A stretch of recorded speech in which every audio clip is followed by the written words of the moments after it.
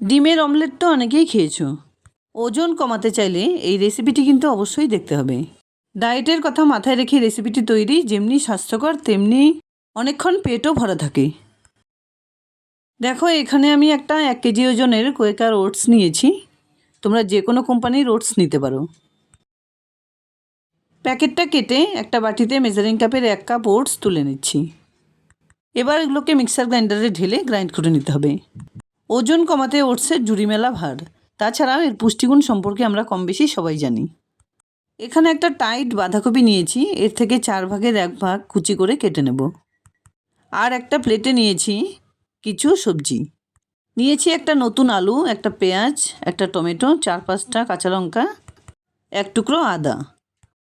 আলু, পেঁয়াজ, টমেটো, লঙ্কা খুব সুন্দর মিহি করে কুচিয়ে নিয়েছি। আর 4 ভাগের 1 ভাগ বাঁধাকপিও এভাবে কুচি করে কেটে নিয়েছি।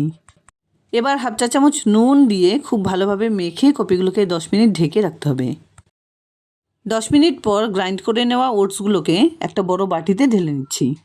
এর সঙ্গেই মিশিয়ে দিচ্ছি নুন দিয়ে মেখে রাখা বাঁধাকপিগুলো আর ঝিরিঝিরি করে কেটে রাখা আলু, পেঁয়াজ, লঙ্কা, আদা, টমেটো এগুলো মিশিয়ে দিলাম। ডায়াবেটিসের পেশেন্টরা অবশ্যই আলুটাকে অ্যাভয়েড করবে। এবার এতে মিশিয়ে দিচ্ছি পরিমাণ মতো নুন, হলুদ, 1/2 চা চামচ সাদা জিরে, একটুখানি চাট মশলা গুঁড়ো, একটুখানি গোলমরিচ গুঁড়ো আর সঙ্গে মিশিয়ে দিচ্ছি 1 চা চামচ ভাজা জিরে গুঁড়ো। এবার জল ছাড়া খুব সুন্দর করে এগুলোকে একটু মেখে নিতে হবে।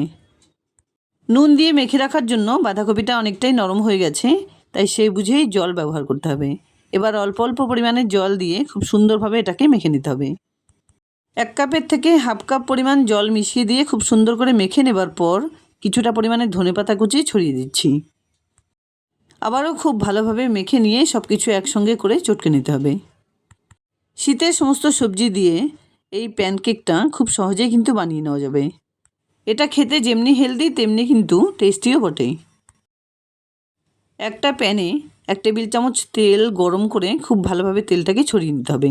এবার এই মিশ্রণটার থেকে অর্ধেকটা পরিমাণে মিশ্রণ প্যানের চারদিকে খুব সুন্দর করে সেট করে নিতে হবে।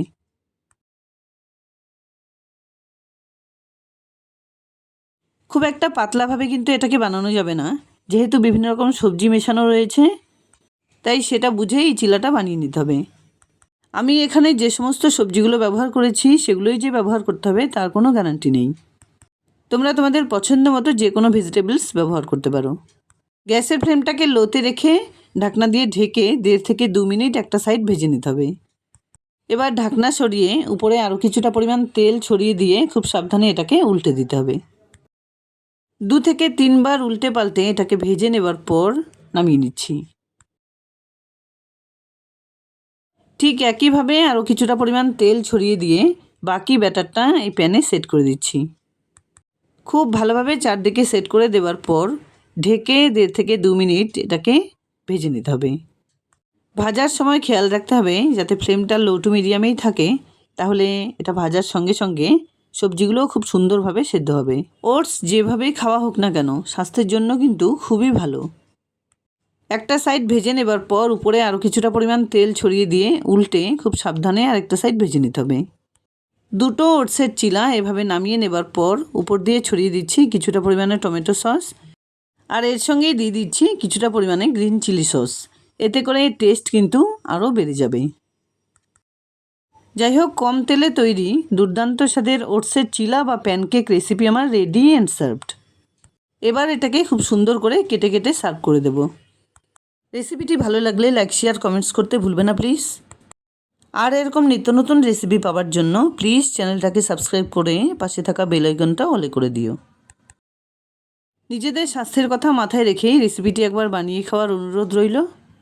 দেখা হচ্ছে নতুন কোনো রেসিপি নিয়ে। ভালো থেকো। ধন্যবাদ।